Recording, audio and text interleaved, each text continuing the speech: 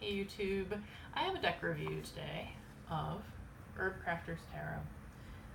This is pretty popular, so you may have seen it before. The artwork is by Joanna Powell Colbert and it is written by Letitia Guthrie.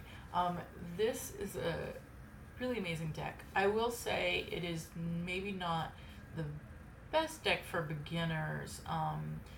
It is definitely one where I feel like you need to spend some time with the guidebook to understand the choices of the particular plants that are displayed, but also to understand the system that is laid out, because there is kind of layered on top of the tarot, there is its own system. And so I spent some time with this guidebook and got to know it. And I haven't worked with this deck like tons and tons, but I decided to go ahead and do a review because I think I'm at the point where I can. And one of the things I love about this deck is the system. So there is a little explainer about this deck in the guidebook that goes through the way that they associate the numbers and the suits. And so, and of course there's also the majors, but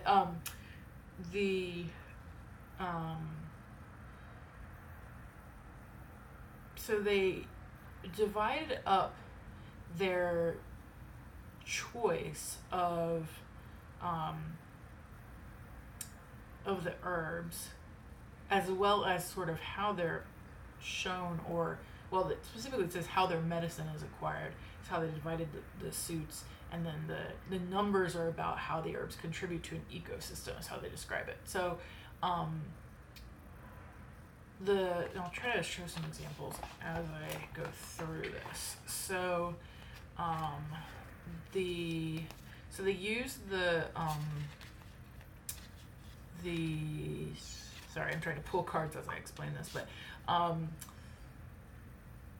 they use the elemental names for the suits. So you have earth, air, fire, or earth, air, fire, and water. Yes, I stopped myself for a second, but I had it right. Earth, air, fire, and water.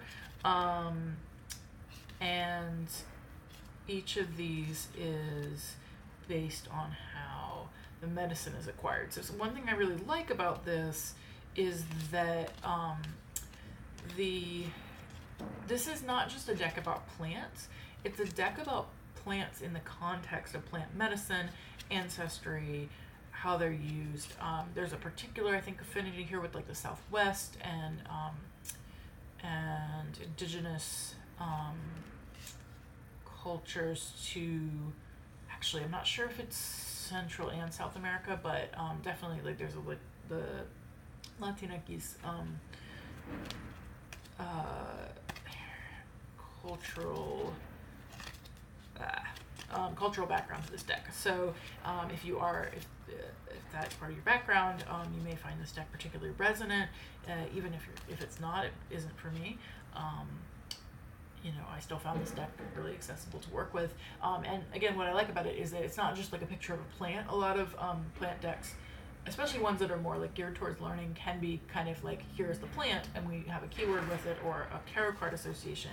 But with the Herbcrafters, it is Herbcrafters. The crafter is important there. So it is really about magical and medicinal uses of plants, how people work with plants, and I find that really, really interesting and unique. So I pull my examples. So the suit of air honors the medicine that comes from noticing or observing the plants as they are. So air cards show tall sword-like plants outside. So there's that quality to the plant, and you're also just observing them as they are in nature. And then the suit of fire is all about the alchemy of herbcraft. So fire cards, actually this is not a good example, it's the ace, but let me actually pull a different fire card. Fire cards, because there are some really good examples of this, show busy scenes making tinctures and potions. So for example, here's one. I love this card so much, the Seven of Fire. So you're seeing the cinnamon ready to be worked with. You see the mortar and pestle, and you see some magical artifacts. There's eashell and I think a rosary. Yeah, in a rosary. And then the suit of water emphasizes water-based medicines. Water cards show baths and teas. Did I just throw the water? Oh, there it is. I was going to say. Also a bad example because this actually isn't directly showing a bath. Some of them are like, they're showing plants that are used in baths or teas, but some of them are more straightforward. Yeah, here we go. So like the curandera of water is seaweed, so you can see somebody preparing a tea. And then the suit of earth features plants that are used to make legacy tools. Earth cards show baskets and fiber art. So here's the apple. And then they chose the numbers. And one thing I like about this guidebook is it is actually organized numerically. So instead of looking for like, oh, where does earth fall? What order does it fall in this deck? You just look for the number or the court card or the major in numerical order. It's easy to flip through. And I think like if you like working numerologically, if you group cards more by number, then this will appeal to you. So you've got the suits, and then they layer on top of it how they contribute to an ecosystem. So like in general, the water are going to be plants that are used for baths and tea. The air are going to be, as they appear in nature. The earth are going to be used for tools, and the fire is going to be crafting and making tinctures, potions, magical crafting. But they're also, how do they contribute to an ecosystem? So you start with the aces are all going to be dooryard herbs and weeds. So it's going through this, it's kind of intended to go through this like cycle of how you might learn about plants and then relate to plants. So again, it's all about like the human connection to plants. So you start with the door, things that are just going to be outside your door. Then you go to the twos, and I don't want to like pause too much, so I may not be able to show every single number if I don't see them, but I think that's two, yes. So the twos are plants that attract pollinators or feed animal friends. So we have in this example, the two of earth is witch hazel, and you can actually see there's a couple of birds around the plant there. Three, so then we start by things that are outside the door, things that are attracting pollinators. Then we have three plants that are easy to grow. So here is an example, earth raspberries. Fours are, and you can also see how the numbers relate to that. So for example, easy to grow, 3 numerologically, all about creating things, stability.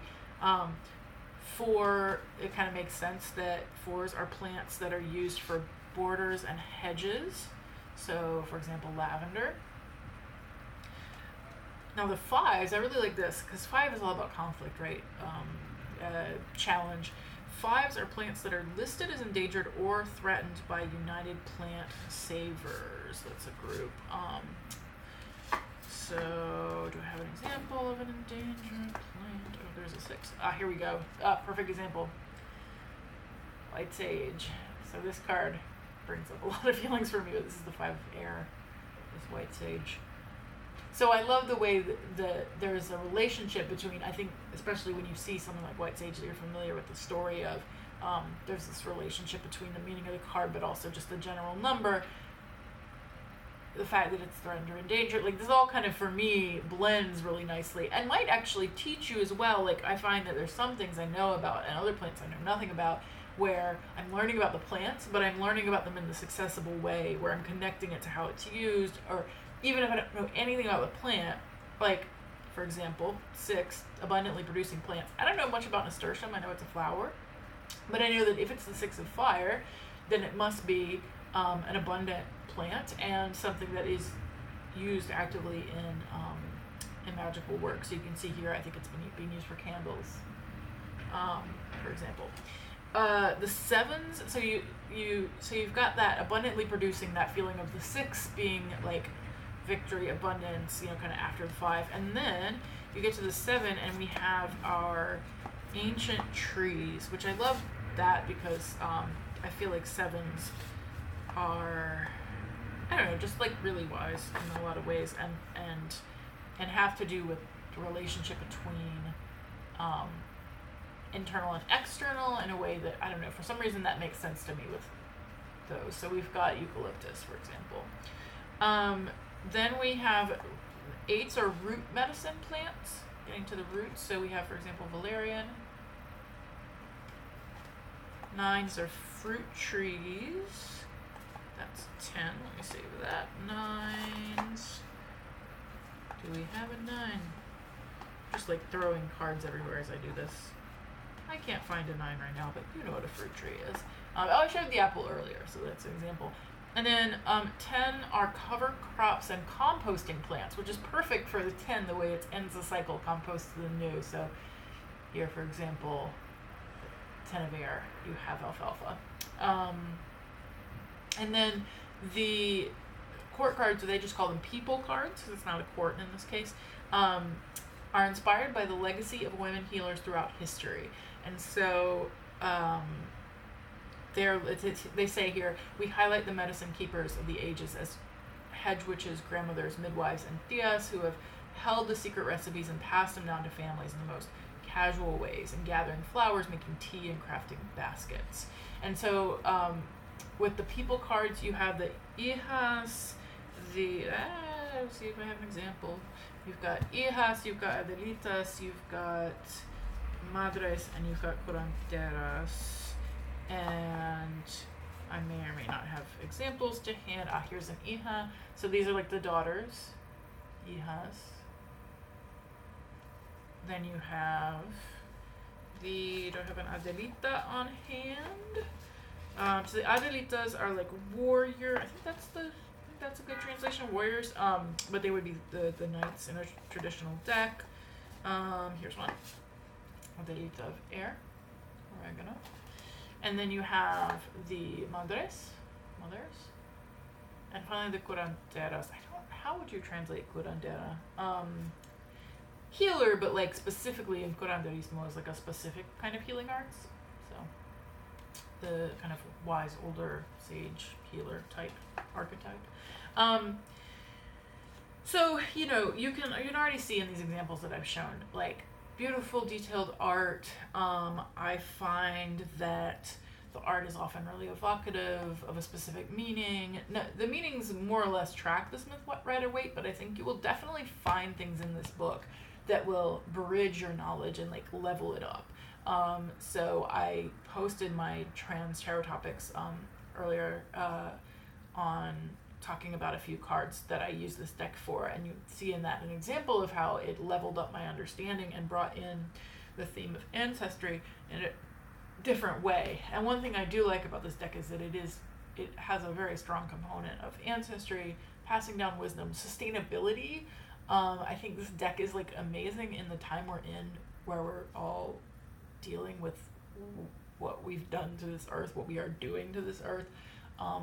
If you are looking for connection to the land, if you are looking for more relationship to the land, if you are struggling, like as I am, if you're struggling as a white person with being a settler, occupying lands that are not yours, what does it mean to like belong or not belong to a land? How do you meet the land? How do you meet the plants on it? I think this can be a really powerful deck for that kind of work. There is also like definitely a feminine bent to this deck, so it is really about, in a lot of ways, women healers. I find that this is accessible from like a trans and queer perspective, but it may not be if your identity is masculine specifically as accessible to you. So like, for example, the curandera that I just showed here, you've got, this is like the symbol for internal genitalia. I can't think of a word I want to use, but you know. And it's like the magic of that portal, but that may not be accessible to everyone. I find that while I don't personally relate to that, like I can still feel the energy of the card. So it's just really going to depend, of course, for you. I think this would be an amazing gift for a young woman, particularly a young Latina or a young Native woman. Another thing I noticed, speaking of the kind of like relationship to land and I don't know if I'm going to find it right now, but when I very first interviewed this deck, there was a particular card that jumped out to me, and it was a yucca plant, I believe. And there it is, yes, the Adelita of Earth. So I love this yucca, and in fact, I'll read a little from the guidebook just as an example of what the guidebook's like.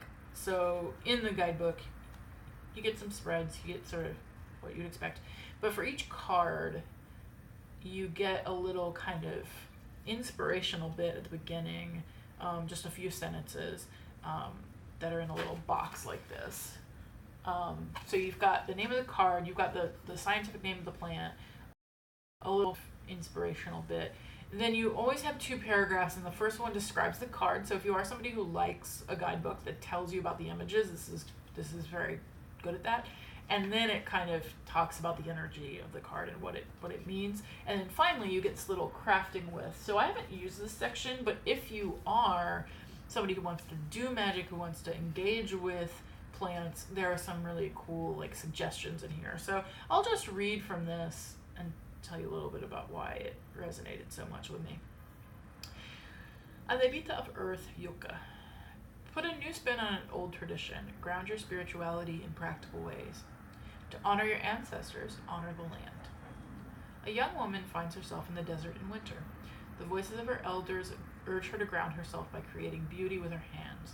She seeks out long, green, reed-like plants and discovers the glorious yucca. She creates a bridge between her ancestors and the ancestors of the desert by weaving a Bridget's cross, a sacred symbol of her Celtic heritage. The Adelita of Earth is driven by the power of place. She explores new ways to embody old traditions using what is locally available to her without depleting resources. She knows yucca is used for weaving baskets, rope, and shoes. With the spirit of her foremothers behind her, she vows to respect the people and medicine of her home.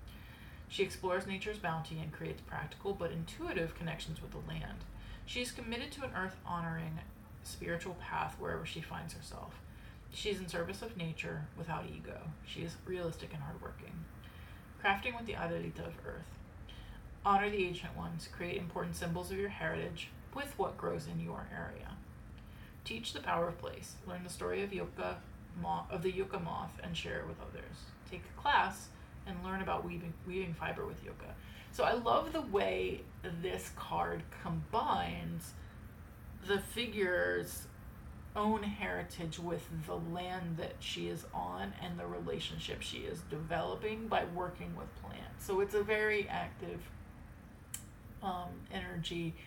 It is acknowledging that you may not be from a place and that you need to not deplete resources, use what's locally available, but be respectful and sustainable in the way you work with things, but also get to know in relationship and how can you combine the two. So this idea of the Bridget's cross with the yucca to me is just like what really spoke to me, and I pulled that card right at a moment where I was really questioning my relationship to plants and to the land, and how to respectfully engage and sustainably engage. And so I found that card really inspiring, but I think the whole deck has lessons in that area for us. And so this has been a little meandering. I hope it's still useful. I definitely find that each of these cards, like, you can spend time with studying. I think it's a great deck too if you are somebody who likes to like put a card on your altar or on your desk or whatever and spend some time with it. If you want to journal card by card, it still, however, works pretty well for me in spreads, even larger spreads. And I have a really special relationship with this deck, and so I recommend it if you're interested. This is one of my first plant decks. I got it about the same time as the botanical deck I just bought. And so this is the first one I started working with of the two, and so I'm finding it to be a really good bridge and gateway to learning about plants through that kind of human connection. So that again was the Herbcrafter's Tarot. Check it out.